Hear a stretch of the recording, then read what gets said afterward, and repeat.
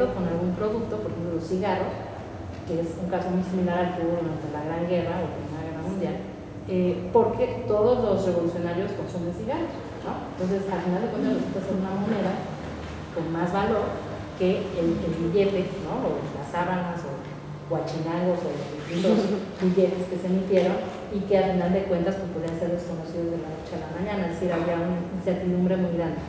Y desde el punto de vista gubernamental, ya para 1914-15, por ejemplo, había muy pocas reservas para hacer frente a las deudas, a los préstamos que se habían contraído, ¿no?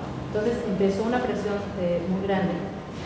Y bueno, eso llevó finalmente a que hacia finales de 1915 se clausuraran varios bancos privados y empezara a pensarse desde el punto de vista gubernamental en la necesidad de crear un banco que ya no solo fuera banco privado, sino una verdadera banca central, es decir, un banco que regulara a los demás bancos privados, ¿no?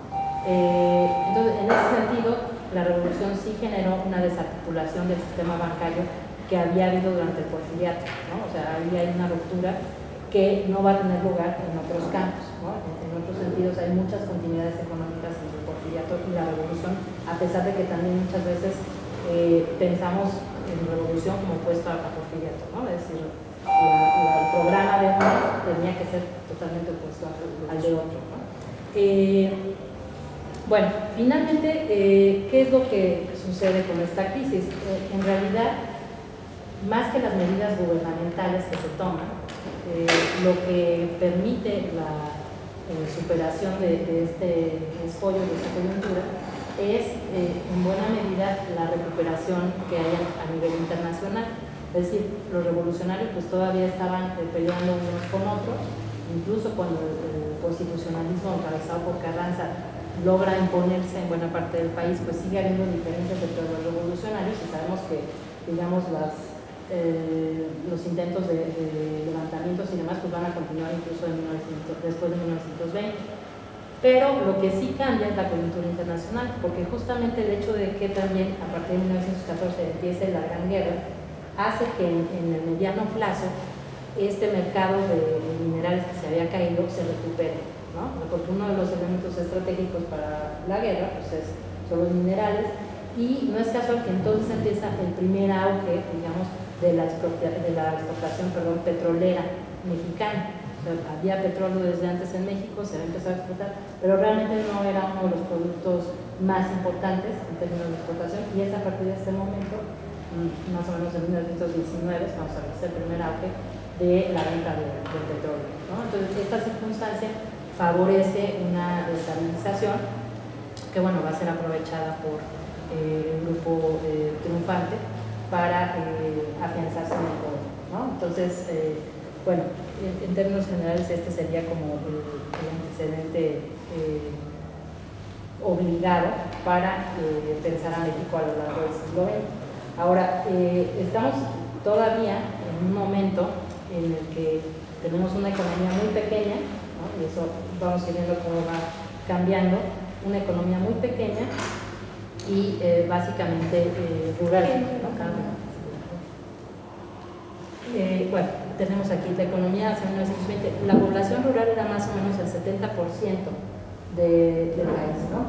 Más o menos la definición oficial, digamos, de lo que es rural contra urbano, es una población de 2.500 habitantes o menos, ¿no? Entonces, poblaciones muy pequeñas y una población urbana pues minoritaria, que sin embargo va creciendo un poco justamente durante la revolución, porque, digamos, por ejemplo, la Ciudad de México se convierte en un punto más seguro, es decir, hay desabasto, pero no se está peleando el conflicto ahí, entonces hay mucha migración de gente que busca pues huir del conflicto, migración tanto fuera de México como dentro del mismo México hacia las ciudades, ¿no? Entonces eso tiene un impacto. Y bueno, en correspondencia con esta distribución de una población más rural que urbana, tenemos que la mayor parte de la población se dedica al sector primario, o sea, la agricultura, ganadería en menor medida, ¿no? Silvicultura, pesca, y bueno, la industria y los servicios tenían un papel menor, ¿no? Entonces, digamos que era una economía en gran parte también no conectada con el mercado, es decir, no todo lo que se producía pasaba por la compra-venta, ¿no? Claro, el petróleo que me refería antes, pues sí, pero había muchos otros productos que eran como de autoconsumo, ¿no? O prácticas de trueque, así que era una economía bastante sencilla en ese sentido. Bueno, ¿qué sucede? Esta es como la primera crisis que va a informar la economía mexicana en el siglo XX, tomando como referencia la revolución, un siglo corto, digamos, no empezando en 1900, sino más o menos 1910-20, para pues, acabar ya en la crisis del 94-95. Bueno, la siguiente crisis importante va a ser o a girar en torno a la crisis de 1929, pero bueno, de hecho en el caso mexicano es una crisis que podemos fijar en el tiempo entre 1927 y 32, es decir, hay ya una crisis en México antes de que ocurra la caída de la bolsa de valores de Nueva York en 1929, en octubre de 29, ¿sí? Como sucede en otras partes del mundo, ¿no? Lo que sucedió, bueno, lo que ocurrió es que esa caída de la bolsa de valores evidenció una crisis que ya estaba generada, pues, ¿no? Simplemente fue la gota que derramó el vaso.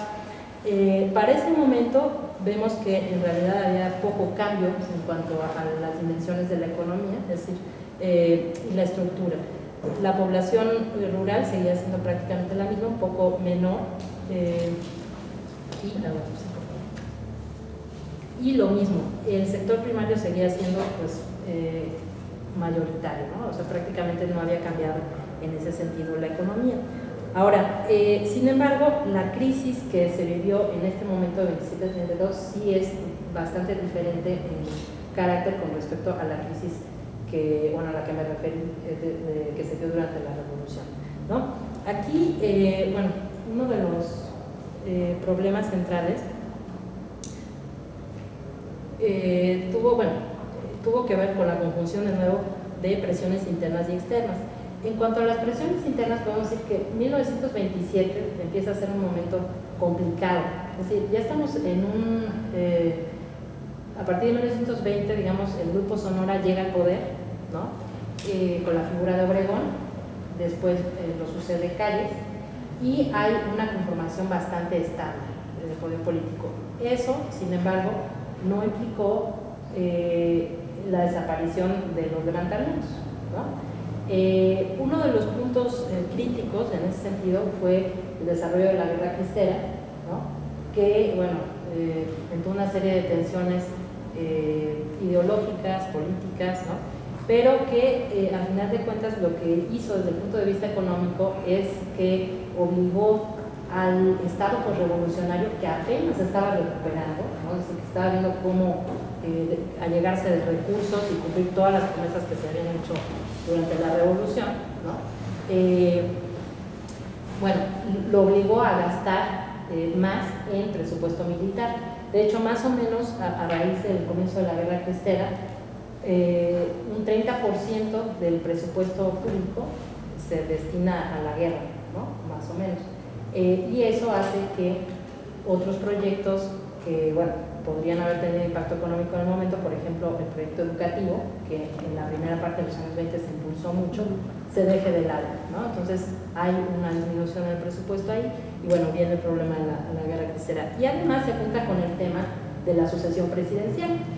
Hay una reforma en el Congreso que acepta la reelección no inmediata, ¿no?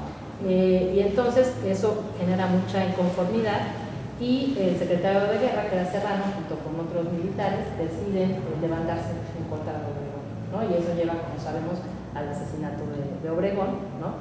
Y a una crisis política que también se suma a estas dificultades, ¿no? Entonces, a nivel interno, eso de nuevo refuerza la inestabilidad económica porque no hay una certeza de que realmente la revolución ha terminado, ¿no? O sea, en este punto todavía en 1929 es cuando va a gestarse el PNR, ¿no? Con Calles, pero todavía no se tenía una certeza de unidad política que tampoco, bueno, que reflejara o que permitiera una mayor estabilidad económica. Sí. Bueno, además había presiones externas, una de esas presiones externas tenía que ver con los recursos nuevamente para el Estado. Si el Estado mexicano